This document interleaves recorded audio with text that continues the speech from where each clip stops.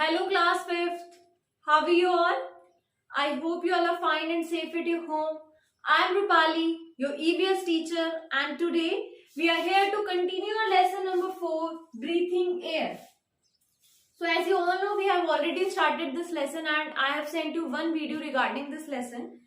And in that video we have discussed about topic that is breathing and respiration के बीच में क्या difference होता है. That breathing is the process of inhaling and exhaling, that taking in the oxygen and giving out the carbon dioxide. And respiration is the process in which the inhaled oxygen is absorbed in the blood and carbon dioxide is removed from the blood. मैंने आपको जो ये breathing और respiration का इसमें detailed आपको difference बताया था. Then we have learned about our respiratory system. मैंने आपको रेस्पिरेटरी सिस्टम का पूरा डायग्राम बना के आपको पूरा बताया था कि हमारे रेस्पिरेटरी ऑर्गन में कौन कौन से ऑर्गन्स होते हैं. हमने ऑर्गन्स के बारे में पढ़ा था और हमने ये पढ़ा था कि कैसे एयर फ्रॉम द नोज या nostrils reaches to the lung, कि कैसे वो नोज से जो हमारी एयर होती है वो लंग्स तक आती है और लंग्स से दोबारा से कार्बन डाइऑक्साइड कैसे नोज तक जाती है. So we have discussed these topics already in our previous video, and today we are going to start a new topic, that is inhalation and exhalation. And also we will study about breathing in and breathing out. जो हमारा topic का name है that is breathing in and breathing out. So जैसे कि हमने previous video में discuss किया था कि जो हम हमारी जो ऑक्सीजन गैस होती है, ऑक्सीजन जो हमारी एयर होती है, उसको हम क्या करते हैं, नोस्ट्रिल की हेल्प से क्या करते हैं, इनहेल करते हैं. So first of all we need to understand that what is this inhalation and what is exhalation. So inhalation is the process in which we breathe in the air. सांस लेने को, सांस अंदर लेने को इन क्या होता है, ब्रीथ इन का क्या मतलब होता है, सांस लेना. और कौन सी एयर को हम लेते हैं, ऑक्सीजन को लेते हैं. So the process in which we breathe in the air that is oxygen, this process is known as inhalation. अगर हम हिंदी में बात करें, सांस लेने को बेटा क्या बोलते हैं, इनहेलेशन बोलते हैं. And if we talk about exhalation, exhalation is the process in which we breathe out air. सांस बाहर छोड़ने को, बाहर रिलीज करने को, कार्बन डाइऑक्साइड को हमारी बॉडी में से रिमूव करने का जो प्रोसेस होता है that is known as exhalation. Okay, so as I told you that we inhale oxygen and we exhale carbon dioxide. लेकिन और ये भी बताया था कि आपको हमारी ब्लड में पहले ऑक्सीजन क्या होती है, एब्जॉर्ब होती है, और फिर हमारे ब्लड में से कार्बन डाइऑक्साइड क्या हो जाती है, रिमूव हो जाती है. फिर मैंने आपको बताया था कि जो हमारे लंग्स होते हैं, लंग्स कैसा होता है, एक स्पॉन्जी टिश्यू होता है जहां पे इन गैसेस का क्या होता है, ब्लड के साथ एक्सचेंज होता है.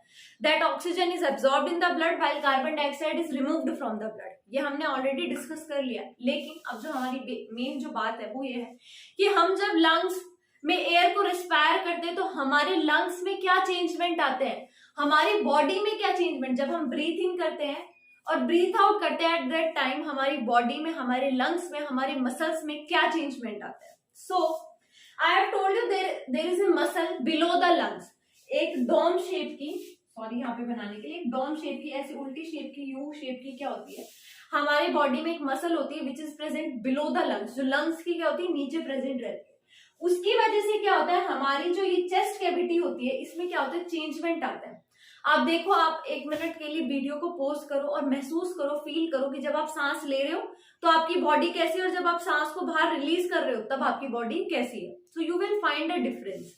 सो muscle of chest and diaphragm, ये जो हमने मसल पढ़ा है ये कौन सा, डायफ्राग्राम है. और जो चेस्ट में जितने और मसल्स होते हैं, so muscle of chest and diaphragm helps in breathing. ये जो मसल्स होते हैं, जो ये डायफ्राग्राम होता है, ये क्या करते हैं, ब्रीथिंग में हेल्प करते हैं. कैसे हेल्प करता है, ये स्पेस को क्रिएट करता है. स्पेस मतलब जगह को क्रिएट करता है जिस वजह से हम क्या कर सके, एयर को इनहेल कर सके एज वेल एज हम क्या कर सके, एयर को एक्सहेल कर सके. जब तक हमारी बॉडी में स्पेस नहीं होगा हम सांस को कैसे लेंगे, नहीं ले पाएंगे ना.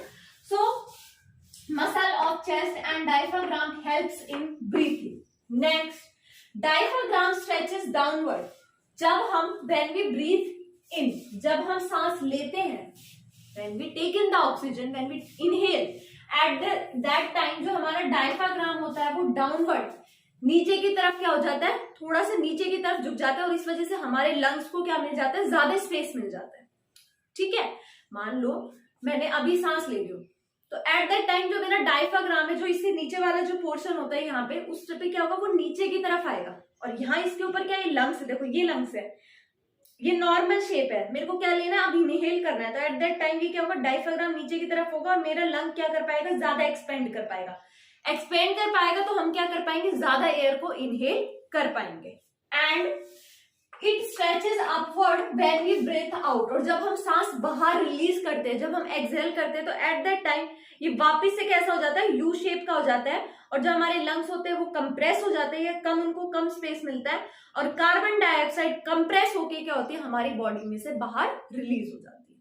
दोबारा बता देती हूँ, diaphragm stretches downward when we breathe in and it stretches upward when we breathe out। जब हम सांस लेते हैं उस टाइम पे क्या होता है, ये नीचे की तरफ झुक जाती है और लंग्स क्या हो जाते हैं, एक्सपेंड हो जाते हैं, और हम ज्यादा एयर को क्या कर सकते हैं, इनहेल कर सकते हैं। And eight the time of exhalation, जब बाहर कार्बन डाइऑक्साइड को रिलीज करने का टाइम होता है, उस टाइम पे क्या हो जाती है, थोड़ी ऊपर की तरफ हो जाती है, और हमारे जो लंग्स होते हैं वो क्या हो जाते हैं, कंप्रेस हो जाते हैं, और कार्बन डाइऑक्साइड हमारी बॉडी में से रिलीज आउट हो जाती है। And this is how muscles of chest and diaphragm helps in breathing. और इसी तरीके से जो डायफ्राम होते हैं और जितने भी मसल्स होते हैं चेस्ट में, वो किस चीज में हेल्प करते हैं, हमारी ब्रीथिंग में हेल्प करते हैं। Understood?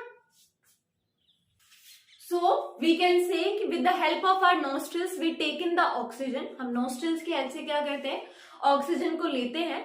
Then it reaches to the lung with the help of wind pipe. जो हमारी विंड पाइप यहाँ पे प्रेजेंट रहती है, उसकी हेल्प से क्या होती है कि वो एयर हमारे लंग्स तक पहुंचती है।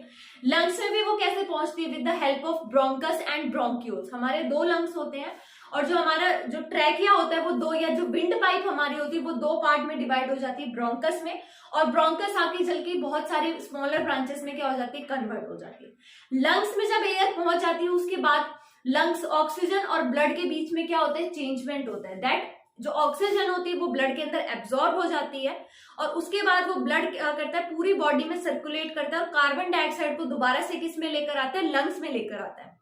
फिर वो लंग्स में आने के बाद कार्बन डाइऑक्साइड क्या होता है, सेम ब्रोंकस में आता है, ब्रोंकस से विंड पाइप में आता है, और विंड पाइप से फिर नॉस्ट्रिल से हमारी बॉडी से वो क्या हो जाता है, बाहर एक्सहेल हो जाता है। और जो हमारे जो मसल ऑफ चेस्ट होते हैं, डायफ्राम होते हैं, वो ब्रीथिंग में हेल्प करते हैं। कैसे हेल्प करते हैं, आई हैव टोल्ड यू कि डायफ्राम जब हम इनहेल करते हैं उस टाइम पे डाउनवर्ड की तरफ स्ट्रेच हो जाता है, और जब हम एक्सहेल करते हैं तो वो अपवर्ड की तरफ स्ट्रेच हो जाता है। ठीक है, so this is how the muscles of chest and diaphragm and lungs helps in breathing. Okay, so this was our first topic, that is breathing in and breathing out. Moving on to the next topic, that is blowing air. हमारा जो next topic है वो blowing air है। So have you ever seen, आपने जब आप exhale करते हैं, जब आप कार्बन डाइऑक्साइड को अपनी बॉडी में से बाहर रिलीज करते हैं, eight that time if you have ever seen, ever wondered that, उस टाइम पे आपने कभी ऐसा देखा है कि आपने ऐसा वंडर किया कि या तो जैसे जो बच्चे स्पेक्स पहनते हैं, ग्लासेस पहनते हैं, या फिर जो ग्लासेस नहीं पहनते, कभी आपने देखा हो कि आपके सामने कोई ग्लास शीट है, तो आप क्या देखोगे, उस शीट के ऊपर या फिर जो आपके स्पेक्स होते हैं उनके ऊपर क्या हो जाता है, वो बिल्कुल धुंधले धुंधले हो जाते हैं, वो बिल्कुल कैसे हो जाते हैं, और ट्रांसलूसेंट बन जाते हैं, मतलब आप उनमें से इजीली नहीं देख पाते हो। ऐसा क्यों होता है, हमने तो सिर्फ कार्बन डाइऑक्साइड को रिलीज किया, गैस तो वैसे भी प्रेजेंट है, तो फिर उसने जो ग्लास शीट है उसको ऐसा क्यों बना दिया। Have you ever wondered about this? So it is because the air we breathe out, जो एयर हम जो ब्रीथ करते हैं, कौन सी एयर ब्रीथ आउट करते हैं, और कार्बन डाइऑक्साइड करते हैं। So the air we breathe out contains water vapours. जो एयर को हम क्या करते हैं, ब्रीथ आउट करते हैं, उसके साथ साथ हम कुछ वाटर वेपर्स को भी, वो काफी कम क्वांटिटी में होते हैं, हमें जल्दी से विजिबल नहीं होते। आप अगर आपको कभी देखना है तो आप क्या कर सकते हो, अपने घर में कोई आपके पास ग्लास हो, उसको क्या करो, उसके सामने आप 2-3 बार क्या करो, एक्सहेल करो, तो यू विल फाउंड कि उसके ऊपर क्या होता है, हल्की हल्की सी लेयर डिपोजिट हो जाती है वाटर की। ठीक है, तो वो क्यों डिपोजिट होती है, बिकॉज जो हम एयर को एक्सहेल करते हैं उस एयर में क्या होता है, वाटर वेपर्स प्रेजेंट होते हैं, and this is why the glass sheet become translucent. Okay, when this water vapors touches the, sorry, I have misplaced this. So when this water vapor touches the cold surface, it condenses cloudy surface and makes it cloudy. क्या होता है कि जब आप कभी भी, जो ये वाटर वेपर्स होते हैं, कभी भी कोल्ड सरफेस को टच करते हैं, जब भी कभी ये वाटर सरफेस को, सॉरी जो वाटर वेपर्स होते हैं ये कोल्ड सरफेस को, जो थोड़ा सा ठंडा सा सरफेस है उसको टच करते हैं तो उस टाइम पे क्या होते हैं, कंडेंस हो जाते हैं और क्लाउडी क्या कर देते हैं, फॉर्मेशन कर देते हैं। क्लाउडी फॉर्मेशन का क्या मतलब हो गया, वो जो धुंधला जो हो जाता है ना, जिसके ऊपर हमें ऐसा लगता है कि इसके ऊपर देखो एक लेयर वाटर की पूरी क्या हो गई, एक लेयर जमा हो गई है, ओस जमा होती है ना विंडोज के ऊपर सर्दियों में, सेम वैसा ही क्या हो जाएगा यहाँ पे भी। जब कोई वाटर वेपर, जब हम एयर को एक्सहेल करते हैं, वो कोल्ड सरफेस को क्या करता है, टच करता है, तो एट दैट टाइम वो वाटर क्या हो जाता है, कंडेंस हो जाता है। कंडेंस होने के बाद क्या होता है, वो उस सरफेस को क्या बना देता है, मेक्स इट क्लाउडी, उसको वो कैसा बना देता है, क्लाउडी फॉर्मेशन में कन्वर्ट कर देता है। So this is how blowing air takes place and this is how breathing in and breathing out takes place. So we have studied about two topics, breathing in and breathing out, जिसमें हमने पूरा mechanism पढ़ा है और कैसे diaphragm और जो chest के मसल्स होते हैं वो हमें हेल्प करते हैं। And secondly we have studied about blowing air, की जो हम एयर को ब्लो आउट करते हैं उसमें क्या कंटेन होता है, वाटर वेपर्स कंटेन होते हैं। And this you also can do, या you can observe this by yourself also, ये आप अपने घर पे भी क्या कर सकते हो, ऑब्जर्व कर सकते हो, and specially at the time of winters. So I hope these two topics are clear to you all. जो आज हमने दो टॉपिक को रीड किया ये आपको क्लियर होंगे। And if you have any doubt regarding any topic और any point then you can ask me in online class. आपको अगर आपको डाउट है तो आप ऑनलाइन क्लास में मुझसे पूछ सकते हैं। Till then take care of yourself and study well. Thank you class 5th।